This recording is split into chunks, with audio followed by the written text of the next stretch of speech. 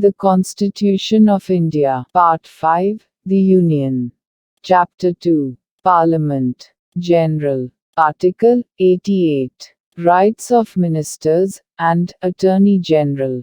As respects Houses, every Minister and the Attorney General of India shall have the right to speak in, and otherwise to take part in the proceedings of, either House, any joint sitting of the Houses, and any committee of Parliament, of which he may be named a member, but shall not by virtue of this article be entitled to vote.